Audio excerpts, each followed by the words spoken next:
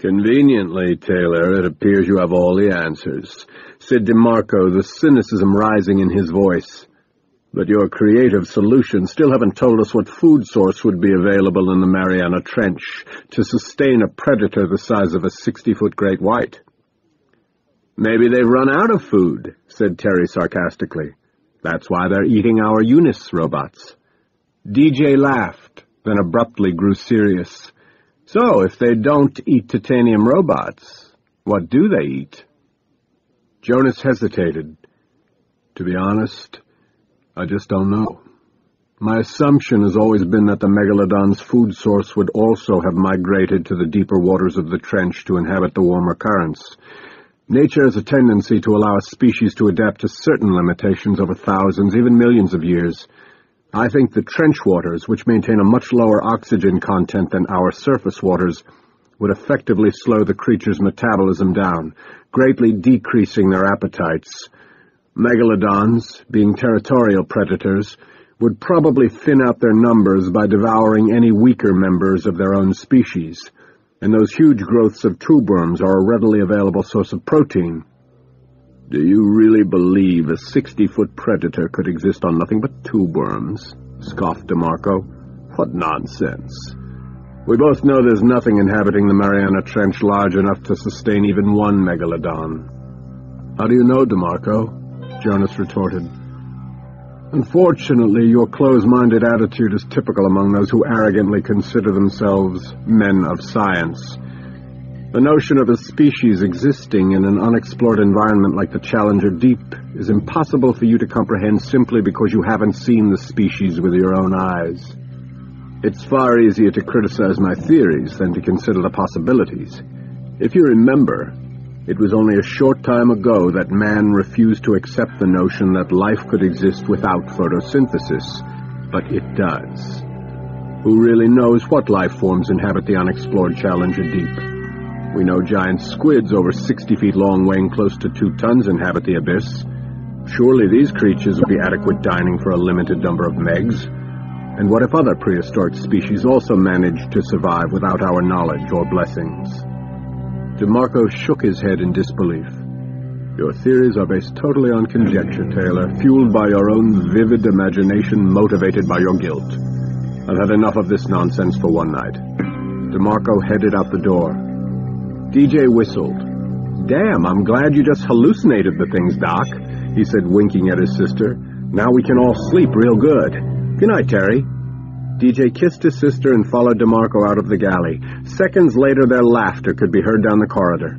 Jonas felt humiliated. Good night, Terry. He stood up, leaving his dinner on the table, and headed out on deck.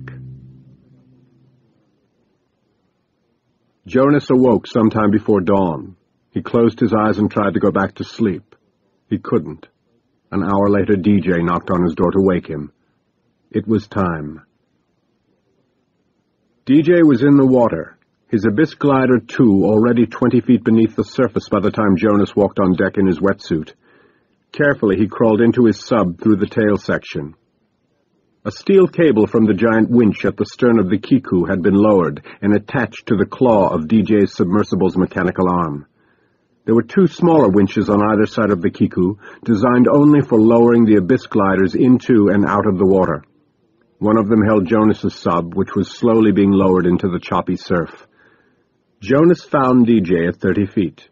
They made visual contact, and DJ smiled, giving Jonas the pilot's thumbs up. Age before beauty, Professor.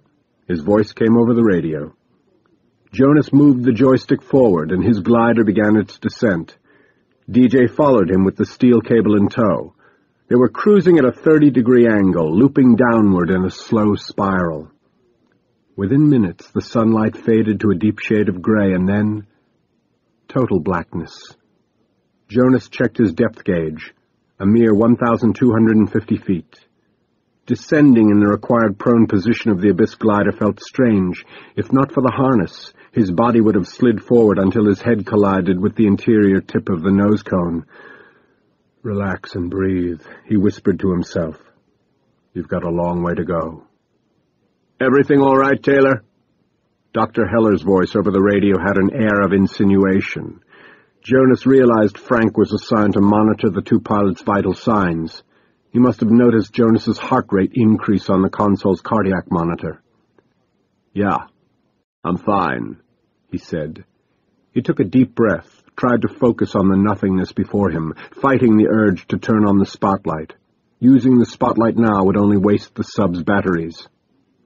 Strange sea creatures began to appear before his eyes, glowing softly as they swam through the dark. Abyssopelagic animals, Jonas whispered to himself, saying the technical name for these unique groups of fish, squid and prawns. Jonas watched as a 4-foot culper eel hovered in front of him. Deciding to attack the sub, the eel opened its mouth, as if to swallow the nose cone, hyperextending and unhinging its jaws, revealing vicious rows of needle-sharp teeth. Jonas tapped the glass. The eel darted away in silence. He looked to his left. A deep-sea anglerfish circled nearby, an eerie light appearing over its mouth. Jonas knew the species possessed a rod fin that actually lit up like a lightning bug's tail. Small fish would mistake the light for food and swim straight toward it, right into the angler's wide-open mouth. Jonas hadn't noticed the cold creeping up on him. He glanced at his temperature gauge. 42 degrees outside. He adjusted the thermostat to heat the pilot's capsule. And then it happened. A wave of panic that jerked Jonas right off his stomach, slamming his head against the inside of the pod. It was a feeling comparable only to being buried alive in a coffin. Unable to see, unable to escape, sweat poured from his body, his breathing became erratic, and he found himself hyperventilating. He flicked on the exterior lights of the sub. The beam revealed nothing but more blackness, but it served its purpose, to reorient its pilot. Jonas took a breath, then wiped the sweat from his eyes. He turned down the heat. The cooler air helped. DJ was calling him over the radio. "What's with the light, Doc? We have strict orders." "Just testing to make sure it works." Jonas looked at his watch. They had been descending now for 45 minutes. He rubbed his eyes, then attempted to stretch his lower back within the tight leather harness. Jonas felt the telltale signs of claustrophobia creeping up again, but this time he fought the urge to flick on the 7,500-watt searchlight. His eyes moved over the damp Lexan interior of the pilot capsule. The water pressure surrounding him was over 16,000 pounds per square inch. He stared out into the blackness, felt a shiver of fear come over him. He was dropping below 34,000 feet, deeper than he'd ever gone before. His eyes moved from the inky water to the control panel readouts. The outside ocean temperature was 36 degrees, and rising. 38. 42. He spoke into the mic on his headset. "Here we are, DJ. You're about to enter the tropical currents, Doc. It's going to get very hot as we pass above the black smokers. Hey, can you see that cluster of tube worms down there?" "Where?" Jonas focused hard but could see nothing. 2 o'clock, said DJ. "Wait, the haze from the black smokers must be blocking our view." Jonas felt his heart pounding through his ears. The layer of haze from the black smokers. It resembled a thick cloud of air pollution hanging above a steel plant, except that in the trench, the heavy mineral deposits formed a ceiling above the sea floor. That's why the white image had disappeared before his eyes 7 years ago. Camouflaged by the darkness, the mineral deposits and black smoke had obscured his view. "Taylor!" Heller's voice shattered his thoughts. "What's going on? Your cardiac monitor just jumped off the scale." "I'm okay, just excited." Jonas looked at his digital temperature readout as it continued climbing. 50 degrees. 60 and still rising. 85. They had fully entered the warm layer of the canyon, heated by the hydrothermal vents. "Doc, switch on your searchlight. You need to avoid direct contact with the water spewing out of those big chimney stacks. It's so hot it could melt your sub-ceramic seals." "Thanks for the warning, DJ." Jonas flipped the switch, revealing the tops of dozens of chimneys, some 30 feet high. Black smokers. Jonas knew the strange geological formations well. As the superheated water from the hydrothermal vents shot upward from the Earth's mantle, they deposited sulfur, copper, iron, and other minerals along the sides of the seabed cracks. Over time, the cooling deposits left chimneys that resembled skinny volcanoes, rising high above the ocean floor. The water billowing out of these towering stacks was black from its high sulfur content, earning them the name Black Smoker. Jonas maneuvered his sub between two of the smoking towers, his visibility virtually eliminated as he passed through the murky layer. His temperature gauge rocketed past 230 degrees, and then he was through, the 7,500-watt searchlight cutting a path through the now clear black water. Jonas Taylor opened his eyes wide, awe-struck by the view. DJ was right. He had entered a different world. Jonas adjusted his midwing, decreasing his angle of descent. He hovered 20 feet above the seabed and slowed, waiting for DJ. Spread out before him were row upon row of giant clams, pure white and glowing, each over a foot in diameter. There were thousands of them, lying in formation around the vents as if worshipping their god. The searchlight picked up movement along the bottom. Vent crustaceans. Hundreds of albino lobsters and crabs glowing in the darkness of the abyss, all completely blind. Jonas knew that many species of fish living in the dark sea depths made their own light by means of chemicals called luciferins, or through the luminous bacteria that lived in their bodies. Nature had endowed the species with white skin and a luminescent glow to attract prey and locate each other. Life. The amount and variety within the trenches had shocked scientists, who had incorrectly theorized that no life form could exist on the planet without sunlight. Jonas felt awed at being in the Challenger Deep.